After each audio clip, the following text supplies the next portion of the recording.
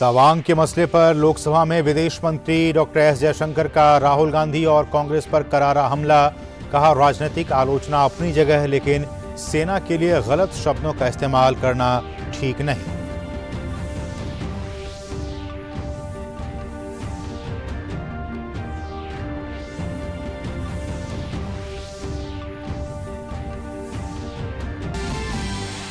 राज्यसभा में तवांग मुद्दे पर कार्यस्थगन प्रस्ताव नामंजूर होने पर विपक्ष का हंगामा। विपक्ष के अड़ियल रवैये पर नाराज हुए सभापति जगदीप धनखड़। कहा, विपक्ष नियमों को ध्यान में रखते हुए सदन में करे अपना व्यवहार।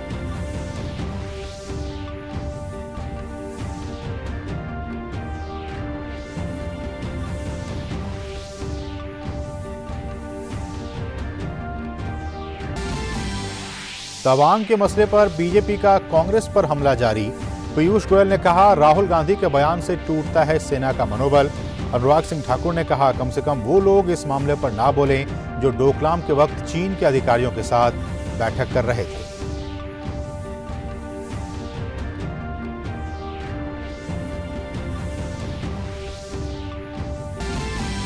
लोकसभा में हुआ अहम कामकाज। समुद्री डकैती से निपटने के लिए अधिक अधिकार देने वाला समुद्री जलदस्युता रोधी विधेयक पारित। संविधान आदेश अनुसूचित जनजाति चौथा संशोधन विधेयक भी पारित।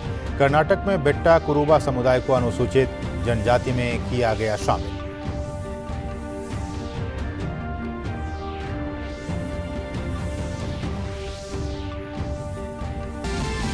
बिहार में जहरीली शराब कांड पर जारी है बवाल। बीजेपी ने विधानसभा के बाहर किया प्रदर्शन।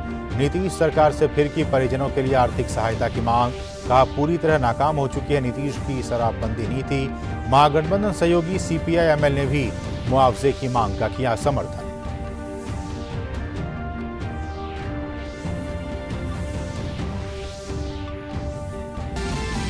कर्नाटक विधानसभा में सावरकर की फोटो पर विवाद। कांग्रेस ने किया विरोध। कहा, बाकी नेताओं की भी लगे फोटो। बीजेपी का पलटवार। कहा, सावरकर की नहीं तो क्या दाऊद इब्राहिम का लगाई जाए तस्वीर।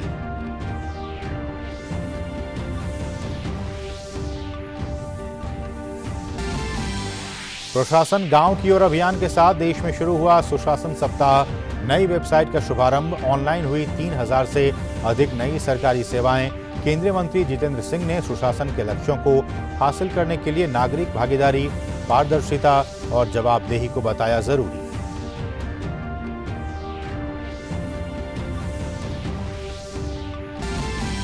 ब्लाइंड टी20 क्रिकेट वर्ल्ड कप टूर्नामेंट जीतने पर खेल मंत्री अनुराग सिंह ठाकुर ने किया टीम का सम्मान। टीम ने लगातार तीसरी बार खिताब पर किया है कब्जा। खेल मंत्री ने जीत को बताया ऐतिहासिक उपलब्धि। चौथी बार जीतने का जताया भरोसा।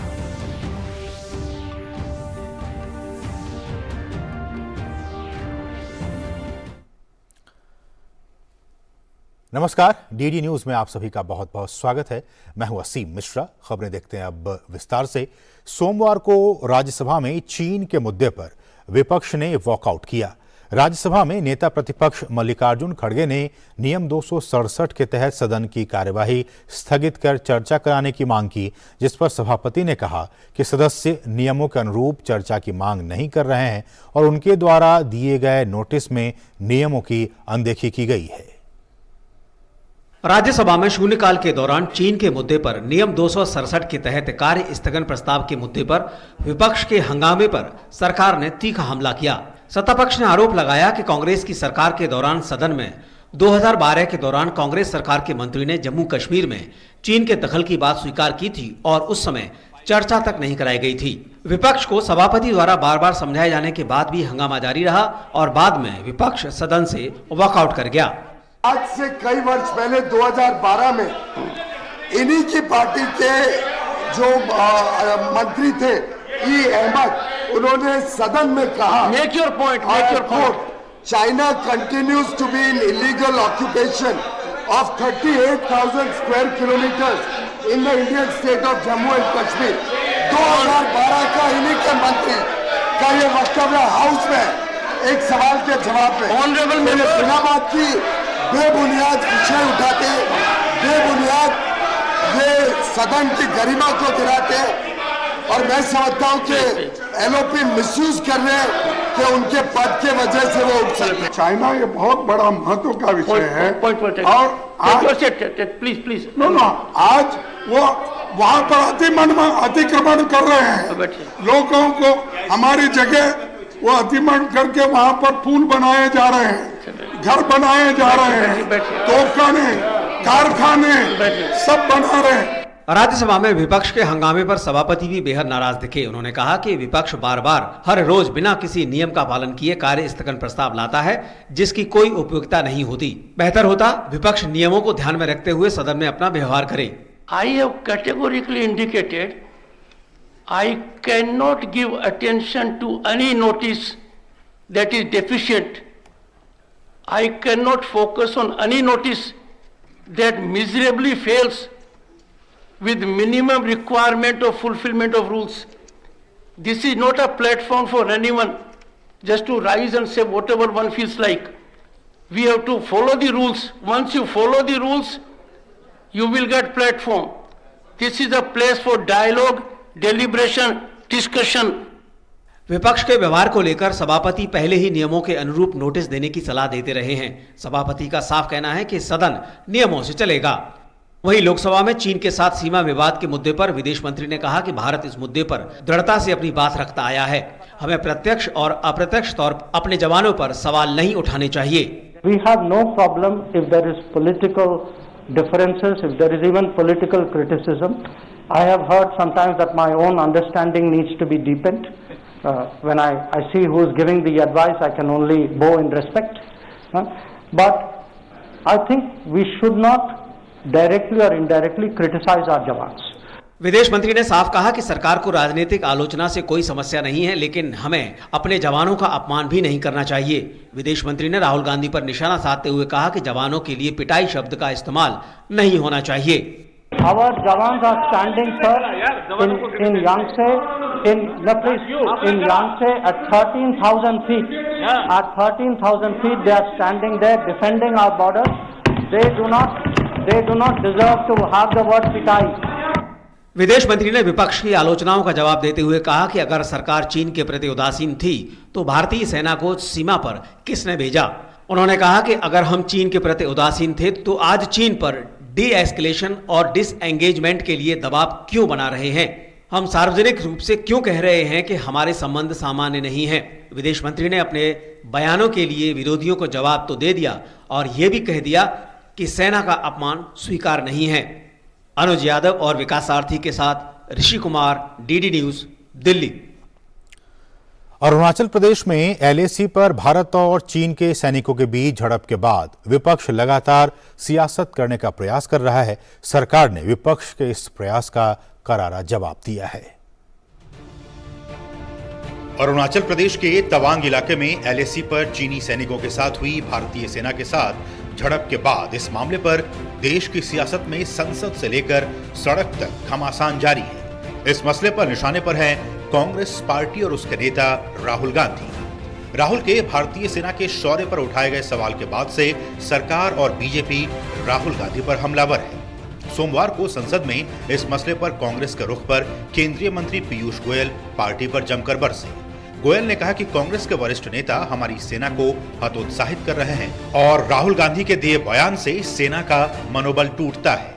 Unfortunately, the Congress party's leader, Shri Rahul Gandhi, continues to cast aspersions on the army, and it shows a complete lack of trust in the army, which is only demoralizing the armed forces. केंद्रीय सूचना प्रसारण मंत्री अनुराग सिंह ठाकुर भी राहुल गांधी पर जमकर बरसे। उन्होंने कहा कि तवांग के मसले पर रक्षा मंत्री ने सदन में बयान दे दिया है। उन्होंने राहुल गांधी को नसीहत दी कि इस मामले पर कम से कम वो लोग तो ना बोलें जो डोकलाम के वक्त चीन के अधिकारियों के साथ बैठक कर रहे थे। कम से कम वो लोग तो प्रश्न ना उठाएं जो डोकलाम की घटना के समय किनके साथ पाए गए, क्या पीते पाए गए, किस देश के वो अधिकारी थे, किन देश के लोगों से उन्होंने फंडिंग ली। राहुल जी, क्या चाइना के अधिकारियों के साथ आप थे? क्या भारतीय सेना के ऊपर उस समय प्रशंसा आप खड़ा कर रहे थे? क्या चाइनीज दूतावास से फंडिंग राजीव गांधी फाउंडेशन ने ली? अनुराग सिंह ठाकुर ने कांग्रेस पर निशाना साधते हुए कहा कि कांग्रेस सेना पर सवाल उठा रही है, जबकि उसने कभी सेना की मजबूती के लिए काम नहीं किया। 10 साल कांग्रेस की सरकार रही, कांग्रेस ने एक भी बुलेट प्रूफ जैकेट खरीद कर नहीं थी। मोदी सरकार ने 2 लाख से ज्यादा बुलेट प्रूफ जैकेट दे दी, स्नो बूट्स दे दिए, लेटेस्ट हथियार दे दिए, राफेल विमान दे दिए, लेटेस्ट हथियारों से लेकर फाइटर जेट्स तक दिए, और make in India defence sector में करके अब दुनिया पर निर्भर नहीं, आत्मनिर्भर भारत रक्षा के क्षेत्र में बनाने का काम तो प्रधानमंत्री मोदी जी के नेतृत्व में हुआ। वहीं एक और केंद्रीय मंत्री गिरिराज सिंह ने भी राहुल गांधी पर हमला बोला और कहा कि राहुल गांधी को भूगोल के बारे में पता नहीं है। मैं पूछता हूं कि राहुल जी को मालूम है कि कहां है गलवान, अरुणाचल में कौन सी जगह हुई? सेना का प्रमुख कह रहा पूर्वी जोन का कि हमारी सेना ने पीट पीट करके भगाया है, मार के भगाया है, सोशल मीडिया पर दिख रहा है, फिर भी बोल रहे हैं। तो इससे साफ जाहिर होता है कि इन लोगों ने देश को, सेना को गाली देना, मोदी को गाली देते देते अब सेना को गाली देने लगे हैं। इस बीच तवांग सेक्टर के यांगसे में पिछले दिनों वास्तविक नियंत्रण रेखा पर भारत और चीन के सैनिकों के बीच हुई झड़प पर प्रसिद्ध तवांग मठ की प्रतिक्रिया सामने आई। तवांग मठ के भिक्षुओं ने चीन को चेतावनी देते हुए कहा है कि ये 1962 नहीं, ये 2022 है और ये प्रधानमंत्री नरेंद्र मोदी की सरकार है। 62 में तो वैसे हम लोग नहीं था, सुनने को मिला है कि उसमें तो कुछ तुलना नहीं है। वैसे ये 2022 का समय है, वो मोदी जी का समय है। मोदी जी किसी को डरता भी नहीं है, तो मोदी जी खुद कहते हैं कि हमको तो कुछ गुस्सा आएगा तो हम उसको छोड़ेगा नहीं। कुल मिलाकर राहुल गांधी और कांग्रेस इस मसले पर घिरते जा रहे हैं और बीजेपी उन पर हमले का कोई भी मौका नहीं छोड़ रही है। शैलेंद्र मिश्रा के साथ ब्यूरो रिपोर्ट, डीडी न्यूज।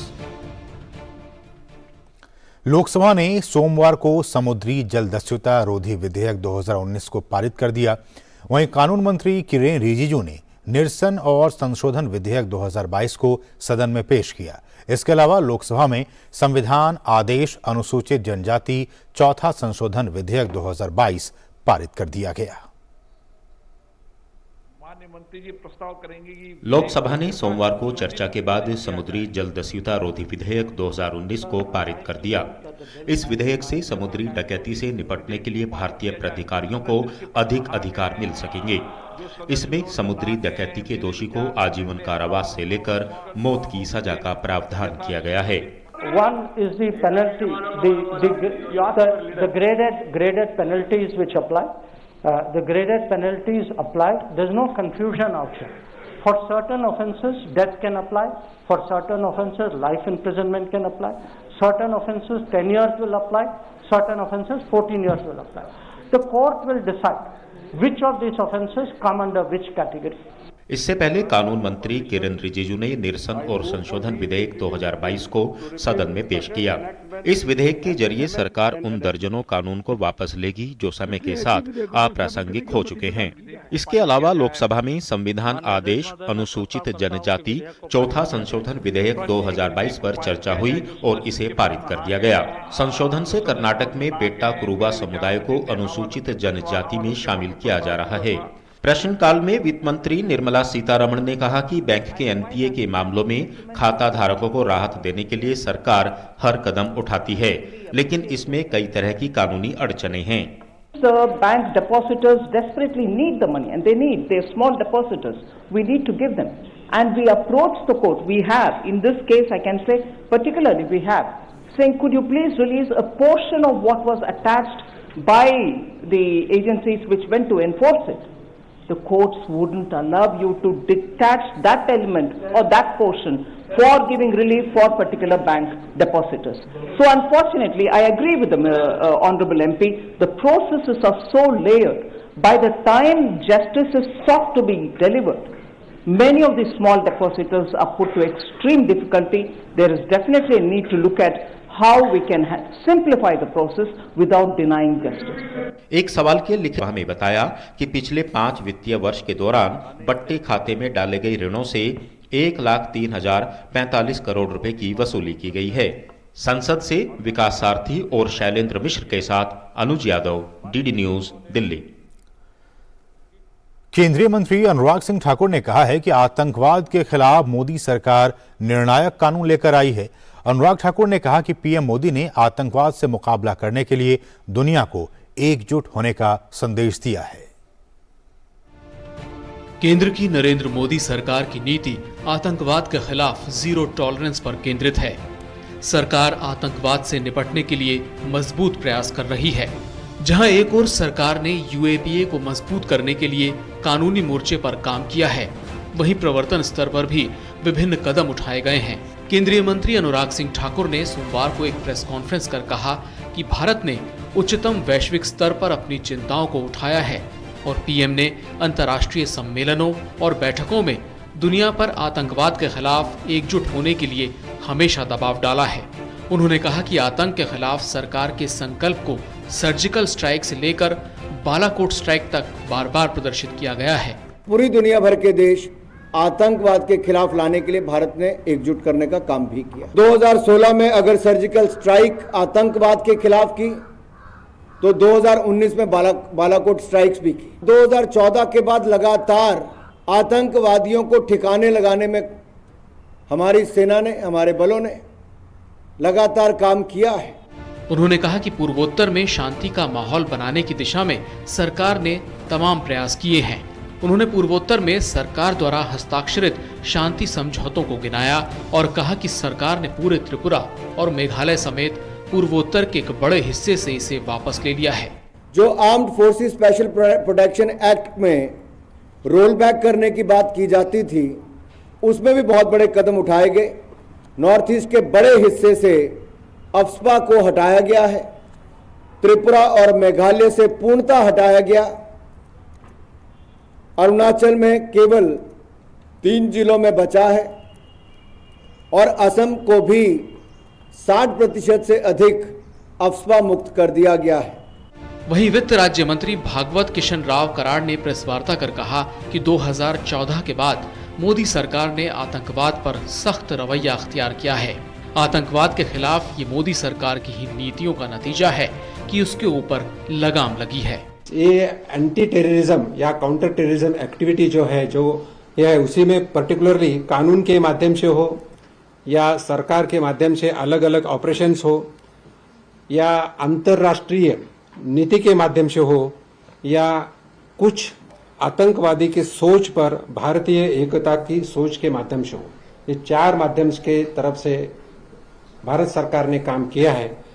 सरकार का कहना है कि विश्व में भारत द्वारा किए गए इन प्रयासों से भारत को अब एक ऐसे देश के रूप में देखा जा रहा है जो संकट के समय अन्य देशों को भी सभी प्रकार की सहायता प्रदान करने के लिए तत्पर रहता है और आतंकवाद के खिलाफ मजबूती से कार्य करता है, जबकि एक पड़ोसी देश को केवल आतंकवाद को शरण देने वाले और हिंसा को बढ़ावा देने वाले देश के रूप में ही देखा जाता है।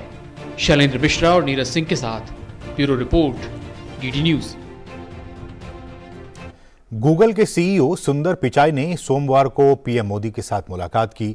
मुलाकात के बाद सुंदर पिचाई ने ट्वीट कर पीएम मोदी के नेतृत्व में तकनीकी परिवर्तन की तीव्र गति को सराहा। इस ट्वीट के जवाब में पीएम ने ट्विटर पर लिखा कि सुंदर पिचाई से मुलाकात कर नवाचार, प्रौद्योगिकी और अन्य विषयों पर चर्चा करके खुशी हुई। पीएम ने लिखा कि ये महत्वपूर्ण है कि दुनिया मानव समृद्धि और सतत विकास हेतु तकनीक का लाभ उठाने के लिए मिलकर काम करना जारी रखे। भाजपा के राष्ट्रीय अध्यक्ष जेपी नड्डा ने नई दिल्ली में पार्टी के पश्चिम बंगाल कोर ग्रुप की बैठक की। नड्डा की अध्यक्षता में हुई इस बैठक में कई मुद्दों पर चर्चा की गई। बैठक में पश्चिम बंगाल में विपक्ष के नेता शुभेंदु अधिकारी, बंगाल भाजपा अध्यक्ष सुकांत मजूमदार सहित पश्चिम बंगाल भाजपा के सभी प्रमुख नेता उपस्थित थे। बिहार में मुख्यमंत्री नीतीश कुमार की शराबबंदी की नीति की विफलता पर भाजपा का आरोप है कि नीतीश सरकार छपरा में हुए भयानक कांड में मरने वालों की संख्या कम करके बता रही है।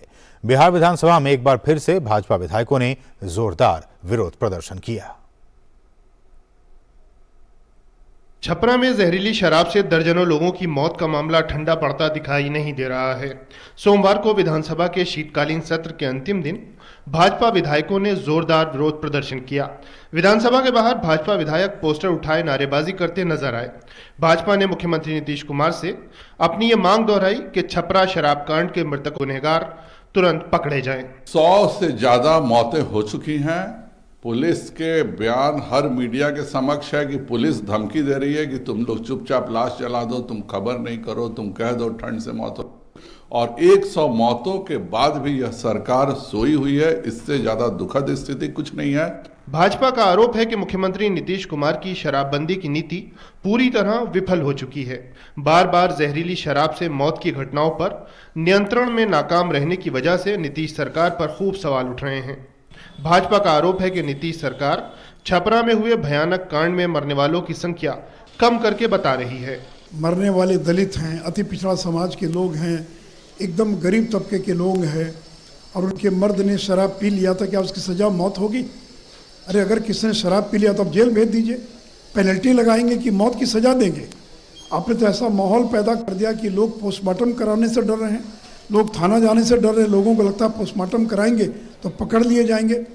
तो आप इसलिए इन मौतों के लिए तो आपकी सरकार जिम्मेवार है। आपने जो निर्णय लिया उसको आप इम्प्लीमेंट नहीं करा पा रहे हैं और इसकी भुक्तभोगी गरीब जनता हो रही है। जितने लोग बने सबके सब गरीब हैं। जितने लोग शराबबंदी को लेकर के जेल में है सब गरीब है। लेकिन ये हमको बतावे ये बिहार सरकार कि जो अवैध बनाते हैं उसमें से कितने लोग पकड़े गए। जहरीली शराब मामले में विपक्ष ही नहीं नीतीश के सहयोगी भी नाराज नजर आ रहे हैं। सत्ताधारी महागठबंधन में शामिल सीपीआई-एमएल ने छपरा कांड के मृतकों के परिवारजनों को आर्थिक सहायता दिए जाने की मांग की है। हम मांग करते हैं कि मुख्यमंत्री को संवेदनशीलता दिखानी चाहिए और जो आश्रित है परिवार है उन परिवारों का पुनर्वास होना चाहिए, उनके बाल बच्चों की पढ़ाई लिखाई होनी चाहिए। भाजपा के जोरदार हमले से नीतीश सरकार हिली हुई नजर आ रही है। बिहार सरकार का दावा है कि वो शराबबंदी को सख्ती से लागू करने के लिए लगातार कदम उठा रही है। एक्साइज के सीनियर ऑफिसर्स और पुलिस के सीनियर फॉर्मेशन अपना रिपोर्ट देंगे और वो जो गहन छानबीन के बाद और इस रिपोर्ट के आधार पर जिसकी भी लापरवाही होगी उनके विरुद्ध कार्रवाई की जाएगी। इस बीच भाजपा द्वारा नीतीश कुमार सरकार पर डाला जा रहा दबाव अपना असर दिखा रहा है। जहरीली शराब से हुई मौतों पर हो रही किरकिरी के बीच बिहार प्रशासन थोड़ा हरकत में आया है। प्रशासन का कहना है कि छपरा में जहरीली शराब के ठिकानों पर छापेमारी की जा रही है। इसके लिए कई जगहों पर ड्रोन की मदद भी ली जा रही है। प्रशासन के दावे अपनी जगह, लेकिन जहरीली शराब से बड़ी संख्या में लोगों की मौत नीतीश सरकार को गंभीर सवालों के कटघरे में खड़ा कर रही है। शैलेंद्र मिश्र के साथ bureau report, DD News. Karnataka विधानसभा का शीतकालीन सत्र शुरू हो गया है। सत्र की शुरुआत से पहले ही वीर सावरकर की तस्वीर को लेकर विवाद शुरू हो गया है। कांग्रेस जवाहरलाल नेहरू समेत अन्य महापुरुषों की तस्वीरें हाथ में लेकर उनकी तस्वीर लगाने की मांग कर रहे हैं। वहीं बीजेपी ने इसका करारा पलटवार किया है। कर्नाटक विधानसभा का शीतकालीन सत्र सोमवार से बेलगावी में सुवर्ण विधान सौध में शुरू हुआ। सत्र के दौरान सरकार के अहम एजेंडे हैं, लेकिन पहले ही दिन सत्ता पक्ष और विपक्ष के बीच विवाद शुरू हो गया। विवाद का विषय बनी वीर सावरकर की तस्वीर। सत्र शुरू होने से पहले सुवर्ण विधान सौध में वीर सावरकर की तस्वीर का अनावरण किया गया। इस मौके पर मुख्यमंत्री बसवराज बोम्मई समेत तमाम नेता मौजूद थे। हालांकि कांग्रेस को ये रास नहीं आया। विपक्ष के नेता सिद्धारमैया ने विधानसभा के बाहर धरना देकर विरोध प्रकट किया। ये लोग जवाहरलाल नेहरू समेत अन्य महापुरुषों की तस्वीरें हाथ में लेकर उनकी तस्वीर लगाने की मांग कर रहे थे। जाहिर है कांग्रेस के विरोध पर बीजेपी ने करारा पलटवार किया। कांग्रेस के लिए राष्ट्रभक्त का फोटो इररिलेवेंट होता ही है। सावरकर एक श्रेष्ठ राष्ट्र प्रेमी था और सावरकर ने हिंदू विचार के बारे में भी बहुत बोल चुका था। यह दोनों चीज कभी भी कांग्रेस को सम्मति नहीं आता है। They want us not to entangle with the proceedings. They want our assembly should not take place. They want us to disturb. मामले की गूंज दिल्ली तक सुनाई दी और केंद्रीय मंत्री प्रहलाद जोशी ने कांग्रेस और सिद्धारमैया पर जमकर निशाना साधा और कहा कि सावरकर की फोटो नहीं लगाएं तो क्या दाऊद इब्राहिम की लगाएं। केंद्रीय मंत्री गिरिराज सिंह ने भी इस मामले में कांग्रेस पर वार किया। क्यों बवाल कर रहे? पार्लियामेंट सेंट्रल हॉल में सावरकर जी का फोटो है या नहीं है? और स्वतंत्र वीर सावरकर है। आइडियोलॉजिकल डिफरेंस आपके होंगे, I don't deny for that. आपको क्या स्वतंत्र वीर सावरकर के डालने से आपको दुख होगा? किसका डालना है? सिद्धरामैया को पूछो, ये दाऊद इब्राहिम का डालना है क्या? तो क्या टीपू सुल्तान की तस्वीर होनी चाहिए कर्नाटक में? अगर वीर सावरकर का नहीं होना चाहिए तो किसका होना चाहिए? कांग्रेस ने तस्वीर को लेकर विधानसभा अध्यक्ष को पत्र लिखकर विरोध जताया है। पत्र में वाल्मीकि, वासवन्ना, कनकदास, BR अम्बेडकर, सरदार वल्लभ भाई पटेल और अन्य महत्वपूर्ण व्यक्तियों के चित्र लगाने का अनुरोध किया गया है। बेंगलुरु से आयशा खानम के साथ bureau report, DD news. Maharashtra और कर्नाटक के बीच सीमा विवाद के बीच महाराष्ट्र के मुख्यमंत्री ने इस मामले में राजनीति नहीं किए जाने की अपील की है। सोमवार को महाराष्ट्र विधानसभा के शीतकालीन सत्र के दौरान मुख्यमंत्री एकनाथ शिंदे ने कहा कि इस विवाद में केंद्रीय गृह मंत्री अमित शाह ने मध्यस्थता की है। अब इस मुद्दे पर और राजनीति नहीं की जानी चाहिए। वहीं सोमवार को राष्ट्रवादी कांग्रेस पार्टी, कांग्रेस और महाराष्ट्र एकीकरण समिति के नेताओं ने अपने विरोध जुलूस के साथ बेलगावी में प्रवेश करने का प्रयास किया। हालांकि कर्नाटक पुलिस ने उन्हें ऐसा करने से रोक दिया।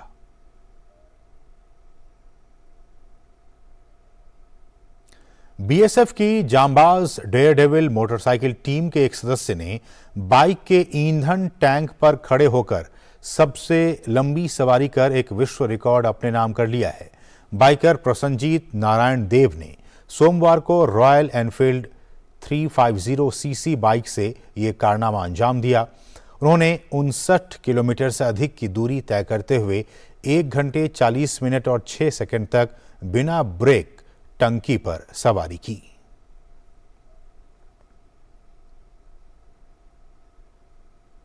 गुजरात के मुख्यमंत्री भूपेंद्र पटेल ने G20 के तहत आने वाले U20 यानी अर्बन 20 के लोगो, वेबसाइट और सोशल मीडिया हैंडल्स को लॉन्च किया। अहमदाबाद में अगले साल 9 और 10 फरवरी से लेकर अगले साल जुलाई तक U20 की विभिन्न बैठकों की मेजबानी होगी। संयुक्त राष्ट्र द्वारा सभी देशों को वैश्विक भागीदारी के तहत एजेंडा 2030 के अंतर्गत 17 सतत विकास लक्ष्य बताए गए हैं। इनमें 11वां लक्ष्य हमारे शहरों को लेकर है, जिसमें शहरों को समावेशी, सुरक्षित और टिकाऊ बनाने पर जोर दिया गया है। इसी दिशा में काम करते हुए गुजरात के मुख्यमंत्री भूपेंद्र पटेल ने गांधीनगर में U20 यानी अर्बन 20 के लोगो और वेबसाइट और सोशल मीडिया हैंडल्स को लॉन्च किया। U20 एक विशिष्ट कॉन्सेप्ट है जो पूरी तरह से शहरी विकास पर केंद्रित है। दुनिया भर के शहरी विकास के लिए प्रसिद्ध लीडर्स के लिए यह साइकिल चर्चा के और कलेक्टिव एक्शन के लिए एक बेहतरीन मंच है। U20 साइकिल भविष्य के शहरी विकास और जरूरत पर विश्व भर के विशेषज्ञों के लिए चर्चा का केंद्र बन सकती है। छठी बार U20 को गुजरात के अहमदाबाद में आयोजित किया जा रहा है। शहरों के सहयोग को गहरा करने के उद्देश्य से उनकी एकजुटता का आह्वान करना U20 का लक्ष्य है। यूनेस्को विश्व धरोहर शहरों में शामिल अहमदाबाद अगले साल 9 और 10 फरवरी से लेकर अगले साल जुलाई तक U20 की विभिन्न बैठकों की मेजबानी करेगा। केंद्रीय आवासन और शहरी कार्य मंत्री हरदीप सिंह पुरी ने भी इस आयोजन के लिए एक वीडियो संदेश जारी किया। Urban development has been a top priority for the Prime Minister Shri Narendra Modi ji. Since 2014, we have designed and implemented various missions and schemes covering water, sanitation, housing, development of smart cities, urban transport, etc. It is only fitting that this year India will be hosting this initiative. I see the U20 as a great opportunity for global peer learning and also to showcase the pioneering work being done in Indian cities. U20 शहरी रणनीति को ध्यान में रखकर G20 के तहत की गई एक पहल है, जिसमें G20 देशों के शहर भी शामिल हैं। G20 के वृहद अंतर सरकारी मंच के तहत U20 एक ऐसा समूह है जिसमें शहरों के दृष्टिकोण और विचारों को जगह देकर G20 की वार्ताओं को समृद्ध करने का मौका मिलता है। यह सामूहिक तौर पर शहरों के बीच जुड़ाव की एक स्थायी प्रथा स्थापित करने का प्रयास करता है, जो सतत विकास एजेंडा को आगे बढ़ाने में शहरों की भूमिका पर जोर देता है। खासतौर पर U20 2023 भविष्य के लिए राष्ट्रीय और अन्य सरकारी निकायों में समान दृष्टिकोण स्थापित करने के लिए स्थानीय और क्षेत्रीय भागीदारी के महत्व पर जोर दे सकता है। गांधीनगर से देवशी के इनपुट के साथ bureau report TD news. Thailand की खाड़ी में रविवार शाम को थाई नौसेना का एक युद्धपोत डूब गया, जिसके बाद 75 नौसैनिकों को बचाया गया, जबकि 31 अभी भी समुद्र में लापता हैं। अधिकारियों के मुताबिक नौसेना को पानी से निकालने के लिए सोमवार को जहाज और हेलीकॉप्टर को तैनात किया गया। रॉयल थाई नेवी ने समुद्र के पानी को युद्धपोत से निकालने और नौसैनिकों को बचाने के लिए मोबाइल पंपिंग मशीन के साथ 3 युद्धपोत और 2 हेलीकॉप्टर को तैनात किया। हालांकि ऊंची लहरें उठने के कारण बचाव अभियान प्रभावित हुआ और विद्युत प्रणाली के खराब होने के कारण वो डूब गया। हादसा उस समय हुआ जब युद्धपोत प्रचुआब खीरी खान प्रांत में बंग सफन जिले में घाट से 32 किलोमीटर दूर समुद्र में गश्त लगा रहा था। यूक्रेन की राजधानी कीव के प्रशासन ने बताया है कि कीव के हवाई क्षेत्र में रूस ने 35 ड्रोन हमले किए, जिनमें से कम 30 ड्रोन को मार गिराया गया। इन हमलों में कोई बड़ा नुकसान नहीं हुआ है और किसी के हताहत होने की सूचना नहीं है।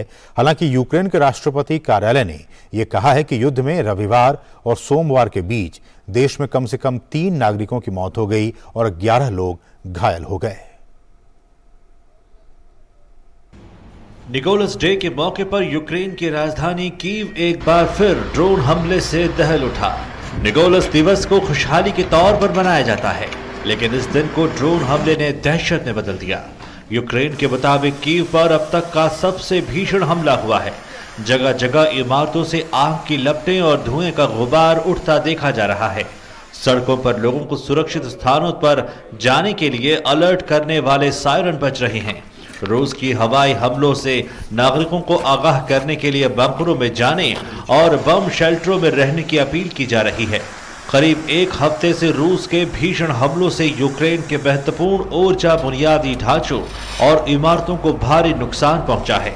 हमले की वजह से राजधानी कीव समेत यूक्रेन के 2/3 शहर फिर से अंधेरे की चपेट में आ गए हैं।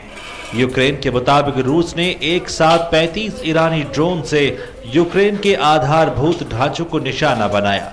यूक्रेनी सेना के दावे में बताया गया कि फरवरी 2022 में हुए युद्ध की शुरुआत के बाद से यह उसके ऊपर हुआ अब तक का सबसे बड़ा और घातक ड्रोन हमला था।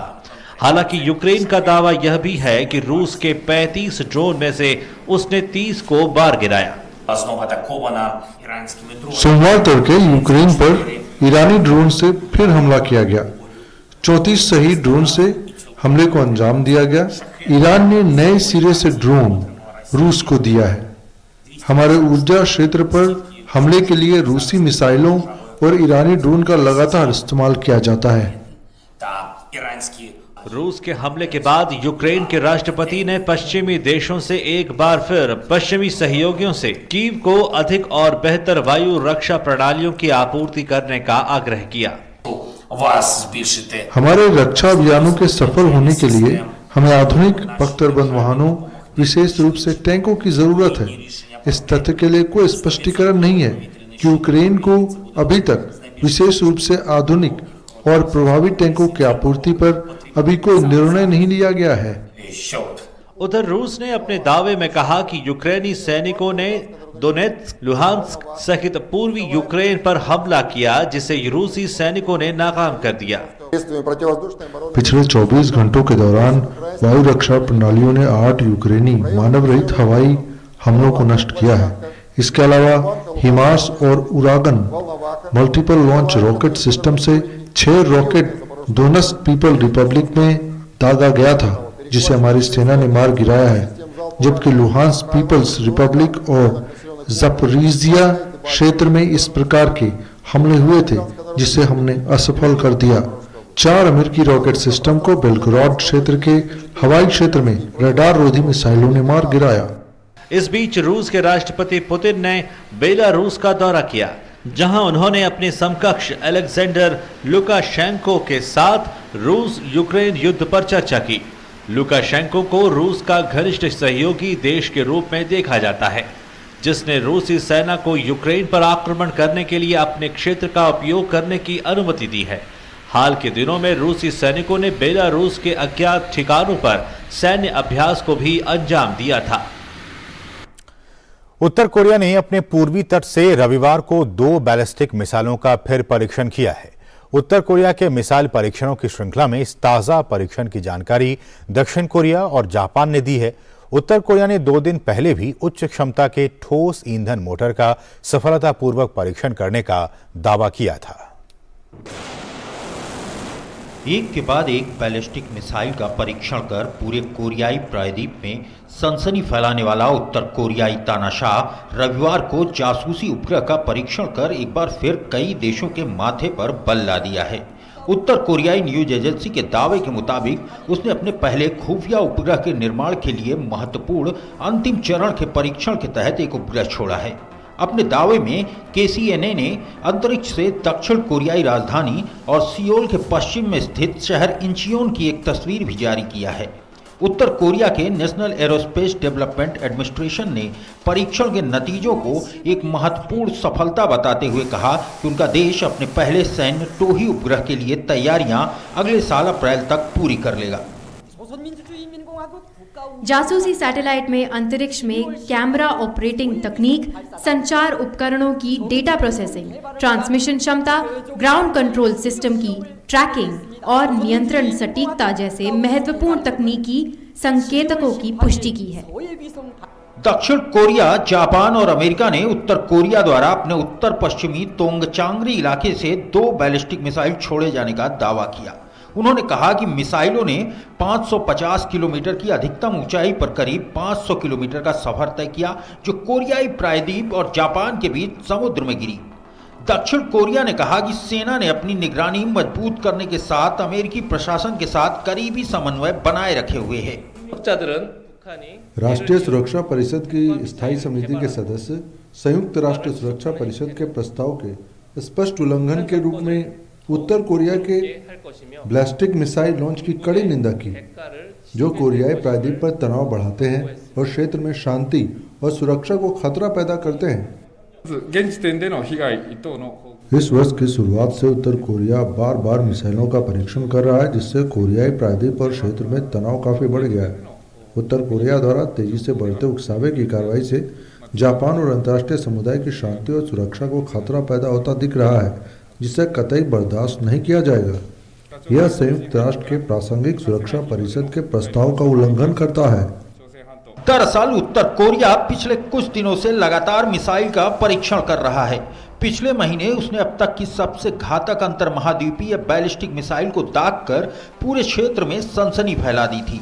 इतना ही नहीं, पिछले सप्ताह उत्तर कोरिया ने सॉलिड फ्यूल मोटर सिस्टम वाली उन्नत किस्म के मिसाइल को भी लॉन्च किया था। विशेषज्ञों का मानना है कि उत्तर कोरिया तेजी से अपने हथियारों का परीक्षण कर रहा है, ताकि वह अपने ऊपर लगे प्रतिबंधों में राहत पाने के लिए अमेरिका पर दबाव बना सके। केंद्रीय खेल मंत्री अनुराग सिंह ठाकुर ने T20 विश्व कप का खिताब जीतने वाली भारतीय ब्लाइंड क्रिकेट टीम के सदस्यों के साथ मुलाकात कर उन्हें सम्मानित किया। भारत की ब्लाइंड क्रिकेट टीम ने हाल ही में बांग्लादेश को हराकर T20 विश्व कप का खिताब अपने नाम किया था। भारत का ये लगातार तीसरा blind T20 cricket world cup खिताब है। हाल ही में संपन्न हुए ब्लाइंड T20 विश्व कप का खिताब अपने नाम करने वाली भारतीय ब्लाइंड क्रिकेट टीम जब दिल्ली पहुंची तो जीत का जश्न कुछ ऐसा था।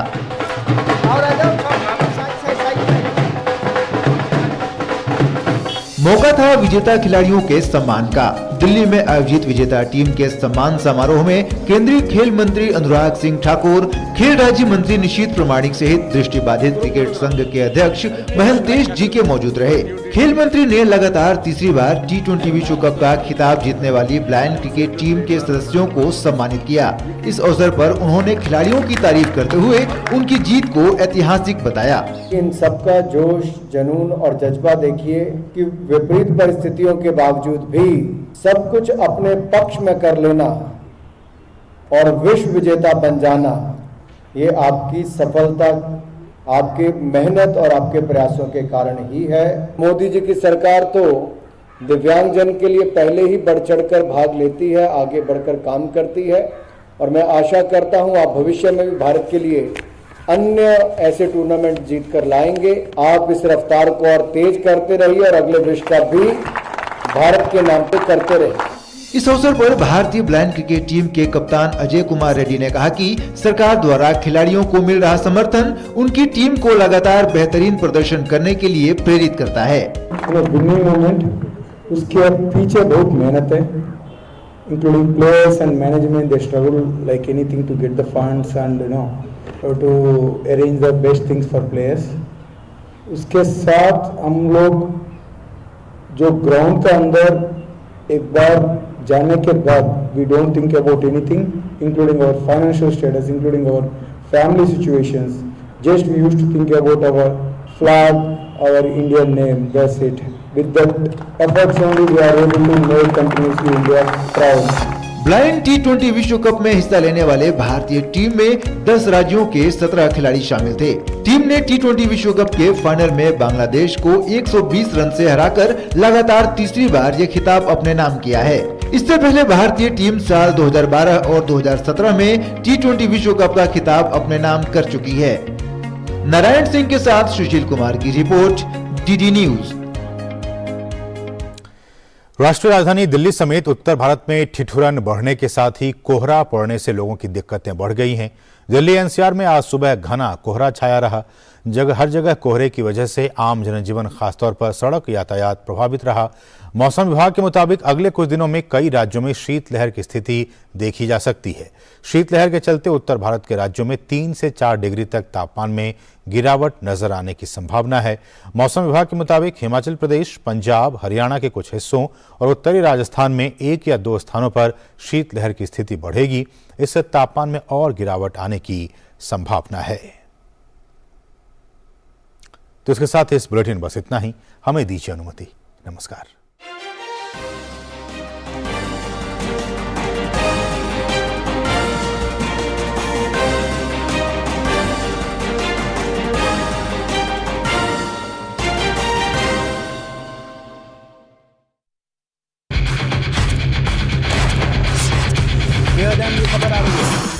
ब्रेकिंग न्यूज की रेस से हटकर हम लेकर